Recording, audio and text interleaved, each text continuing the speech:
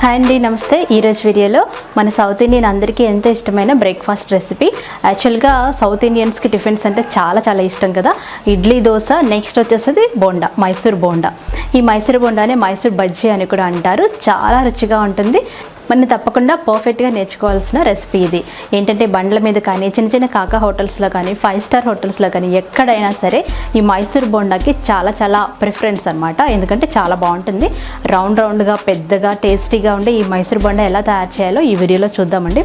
ఈ వీడియో కోసం నేను చాలా ట్రై చేశానండి. అంటే పర్ఫెక్ట్గా రౌండ్గా యాజ్ టీస్గా మనకి హోటల్లో చేసినట్టుగా రావాలని నేను ఎన్నోసార్లు ట్రై చేసి ఎన్నో టిప్స్ నేర్చుకున్న తర్వాత చేస్తున్న రెసిపీ అనమాట ఇది.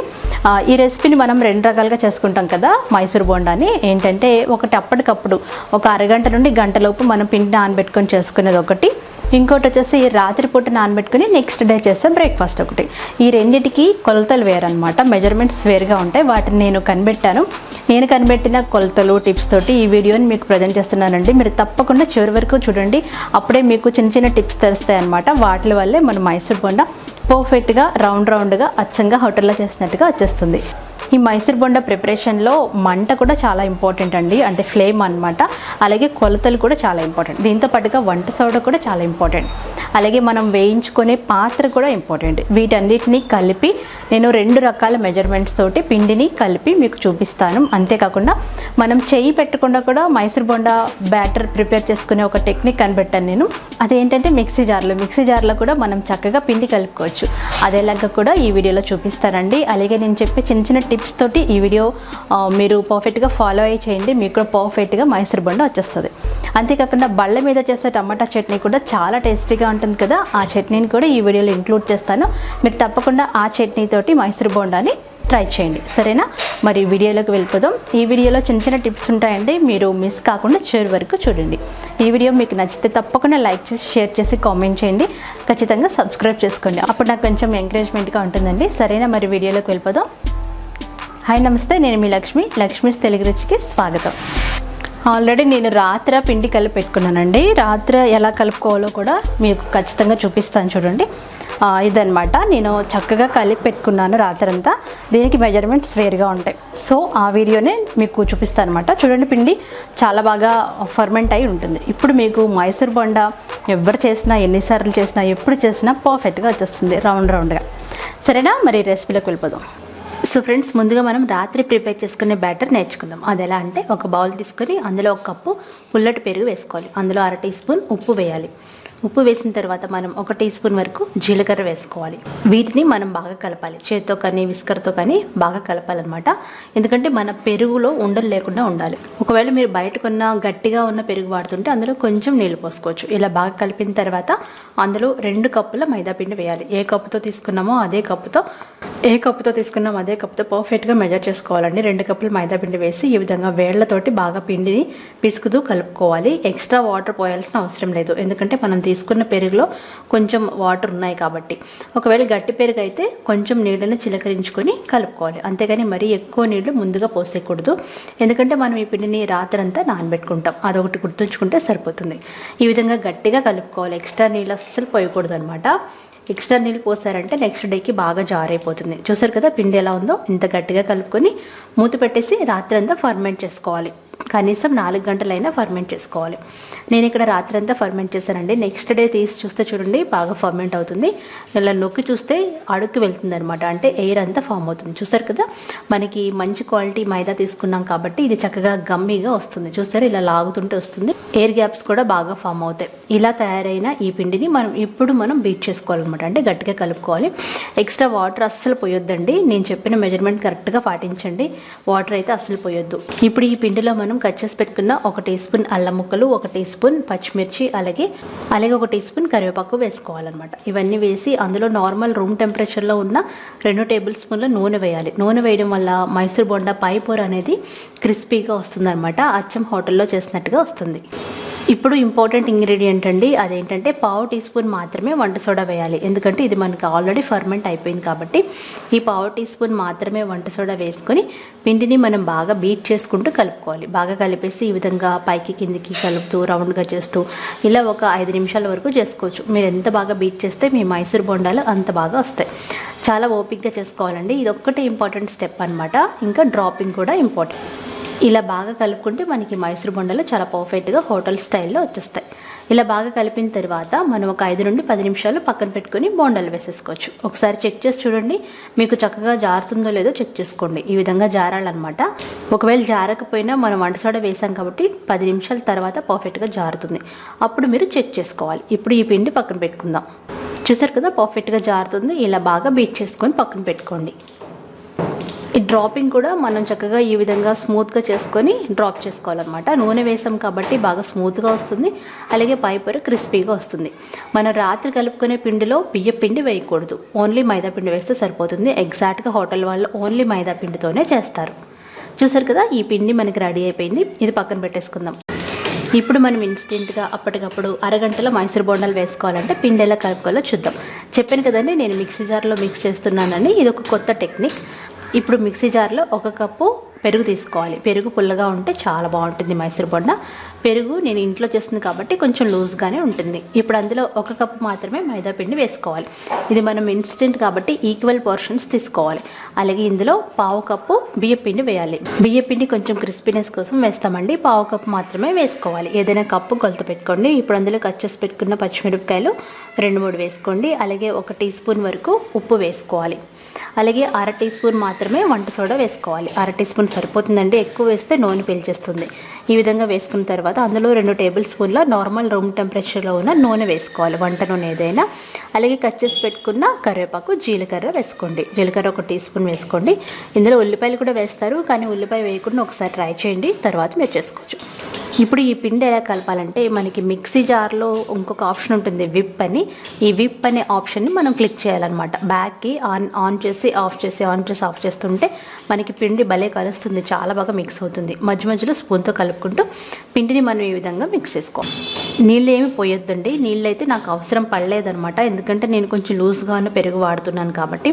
ఒకవేళ మీరు మార్కెట్లో కొన్న గట్టిగా ఉన్న పెరుగు వాడితే మాత్రం కొంచెం నీళ్లు పోసుకోండి, ఎక్కువ మాత్రం అస్సలు పోయొద్దు. చూసారు కదా, చక్కగా ఈ పిండిని ఈ విధంగా వీప్ చేసుకొని గ్రైండ్ చేశాను.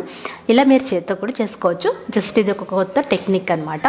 ఇప్పుడు ఈ బ్యాటర్ పక్కన పెట్టుకొని ఒక అరగంట పాటు నానబెట్టుకుంటే సరిపోతుంది. తర్వాత మనం బోండాలు వేసేసుకోవచ్చు.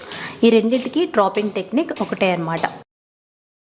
ఇప్పుడు మనం బళ్ళ మీద దొరికి టమాటా చట్నీ ఎలా తయారు చేయాలో క్విక్గా నేర్చేసుకుందాం. ఇప్పుడు కడాయి పొయ్యి మీద పెట్టి అందులో 2 టేబుల్ స్పూన్ల వేరుశనగ గుళ్ళు వేసుకుని డ్రై రోస్ట్ చేసుకోవాలి. ఇవి 90% వరకు వేగాలన్నమాట. వేగిన తర్వాత అందులో 2-3 టేబుల్ స్పూన్ల నూనె వేసుకోవాలి. ఇప్పుడు అందులో 2 టేబుల్ స్పూన్ల వరకు మినపగుళ్ళు వేసుకోవాలి. మినపగుళ్ళు కూడా వేసేసి లో ఫ్లేమ్లో పెట్టుకొని చక్కగా వేయించుకోవాలి. ఈ మినపగుళ్ళు దూరగా వేగాలన్నమాట, మాడిపోకూడదు. ఇవి చక్కగా వేగిన తర్వాత అందులో మనం కట్ చేసి పెట్టుకున్న 8 నుండి 10 వరకు పచ్చిమిరపకాయలు వేసుకోవాలి. పచ్చిమిరపకాయలు మీ టేస్ట్ని బట్టి ఎక్కువ తక్కువ వేసుకోవచ్చు. పచ్చిమిర్చి కట్ చేసి వేసుకుంటే మన మొహం మీదకి తుళ్ళకుండా ఉంటాయి. పచ్చిమిర్చి వేసిన తర్వాత మూత పెట్టేసుకోండి. బాండిని ఇలా ఊపుతూ ఉంటే పచ్చిమిర్చి అన్ని వైపులా చక్కగా మగ్గిపోతాయి. ఇప్పుడు మనం పెద్దగా ఉన్న 3 టమాటాలు తీసుకొని ఇలా కట్ చేసుకొని వాటిని వేసుకోవాలి. టమాటాలు వేసిన తర్వాత మరొక 2-3 నిమిషాలు చక్కగా మగ్గించుకోవాలి. మీడియం ఫ్లేమ్లో పెట్టుకొని మనం టమాటాలు మెత్తబడేంత వరకు ఈ మిశ్రమాన్ని మొత్తం మగ్గించుకుంటూ ఉండాలన్నమాట. మధ్య మధ్యలో కలుపుకుంటూ ఉండాలి. ఎప్పుడైతే టమాటాలు చాలా వరకు మగ్గుతాయో అప్పుడు 4-5 వెల్లుల్లి రెబ్బలు అలాగే కొంచెం పుదీనా వేసుకోవాలి. వెల్లుల్లి రెబ్బలు కానీ పుదీనా కానీ మరీ ఎక్కువ వేయకూడదండి. జస్ట్ ఒక 10 వరకు పుదీనా ఆకులు, 4-5 వెల్లుల్లి రెబ్బలు వేసుకుని ఈ మిశ్రమాన్ని పూర్తిగా మనం చక్కగా మగ్గించుకోవాలన్నమాట. మగ్గించుకొని బాగా చల్లారబెట్టుకొని చల్లారిన తర్వాత గ్రైండ్ చేసుకోవాలి. గ్రైండ్ చేసే ముందు కొంచెం ఉప్పు వేసుకొని గ్రైండ్ చేసుకోండి. మీకు ఇష్టమైతే కొంచెం చింతపండు వేసుకోవచ్చు, బట్ నేను చింతపండు వేయట్లేదు. ఆ తర్వాత పోపు పెట్టేసుకోవడమే. పోపు కోసం 1 టేబుల్ స్పూన్ నూనె వేడి చేసి అందులో ఆవాలు, మినపప్పు, శనగపప్పు, జీలకర్ర, వెల్లుల్లి రెబ్బలు ఇవన్నీ ఉంటాయి కదా నార్మల్గా మనం వేసుకునే పోపు దినుసులే. కొంచెం క్రష్ చేసుకున్న వెల్లుల్లి రెబ్బలు అలాగే ఎండుమిరపకాయలు, కరివేపాకు ఇవన్నీ వేసేయాలన్నమాట. ఇవన్నీ వేసి దోరగా పోపుని వేయించుకొని మనం గ్రైండ్ చేసి పక్కన పెట్టుకున్న చట్నీలో వేసేసి కలుపుకోవాలి. అంతేనండి, మీరు ఒకసారి ఇలా ట్రై చేయండి. అచ్చంగా బండి మీద తిన్న టమాటా చట్నీ ఫీల్ అయితే మీకు వస్తుంది. ఈ చట్నీ ఇందులోకి కాకుండా బోల్డ్ అన్ని టిఫిన్స్లో కూడా చాలా బాగుంటుంది. ఇప్పుడు డ్రాపింగ్ టెక్నిక్, ఇది ఇంపార్టెంట్ అండి. ఖచ్చితంగా మీరు ఒకసారి అబ్జర్వ్ చేసినట్లయితే మీకు ఈజీగా వచ్చేస్తుంది. చక్కగా డ్రాపింగ్ టెక్నిక్ నేర్చుకుంటే మనం కూడా హోటల్లో లాగా రౌండ్గా చేసేస్తాం. చేయి తడుపుకోవడానికి నీళ్ళు రెడీగా పెట్టుకున్నాను అనమాట. నూనె బాగా కాగింది. ఇలా చేతులు తడుపుకోవాలి. చూడండి, తడుపుకొని కొంచెం ఫస్ట్ అయితే మనం కొంచెం పిండి వేసి చూద్దాం, అది పైకి తేలాలన్నమాట. ఓకే, కొంచెం పిండి వేసి చూద్దాం.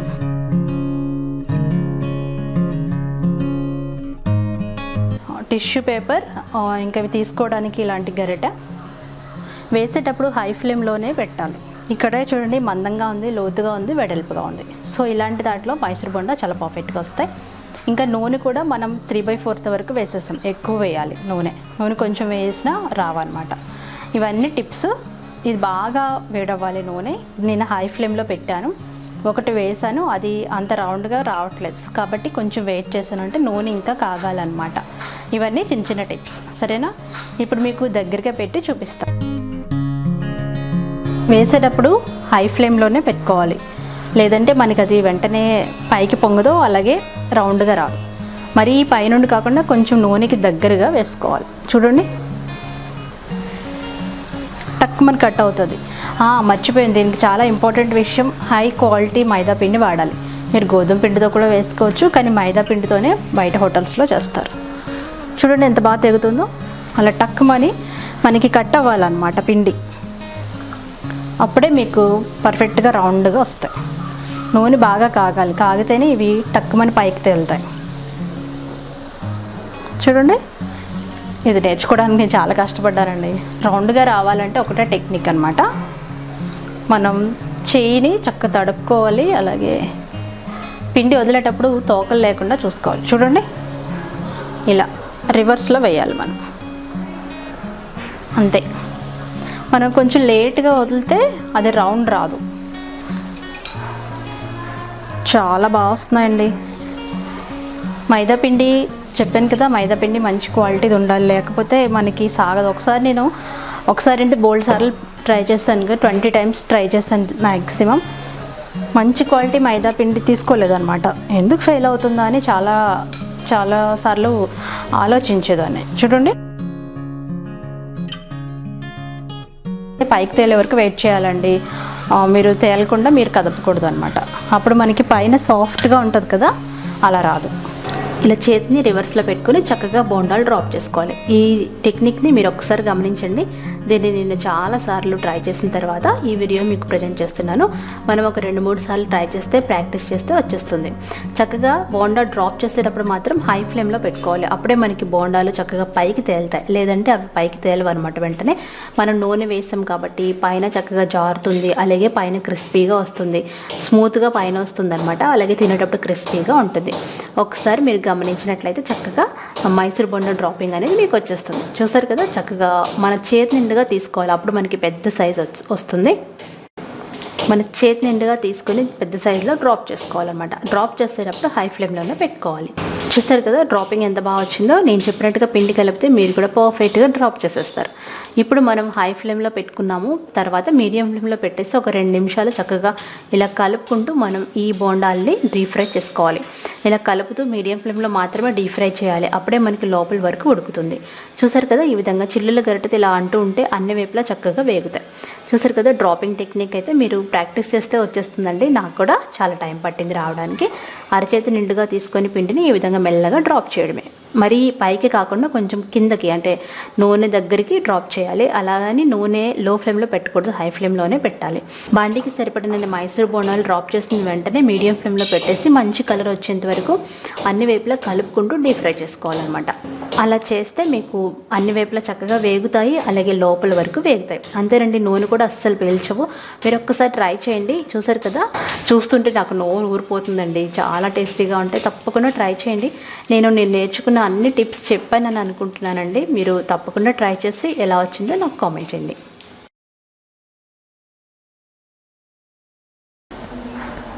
చాలా బాగుంది కదా, చాలా గుండ్రంగా వస్తుంది, చాలా టేస్టీగా ఉంటుంది. ఇప్పుడు నేను మీకు తెంచి చూపిస్తాను, అంటే లోపల ఉడికిందో లేదో మనకు తెలియాలి కదా. అలాగే నేను పొద్దున్న బ్రేక్ఫాస్ట్ చేయలేదు అనమాట, ఎందుకంటే ఈ బ్రేక్ఫాస్ట్ చేసుకుంటున్నాం కదా, తినేద్దామని. చూడండి, బయట క్రిస్పీగా మనకి అచ్చంగా హోటల్లో తిన్నట్టే ఉంటుంది, లోపల బాగా ఉడుకుతుంది. చూడండి, టమాటా చట్నీ యమ్మీగా ఉంటుంది.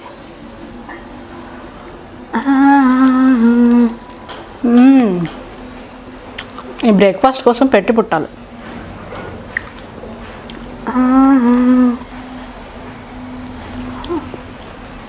చాలా చాలా బాగుందండి, మీకు ఖచ్చితంగా ట్రై చేయండి. సరేనా? బాయ్. లైక్ చేయండి.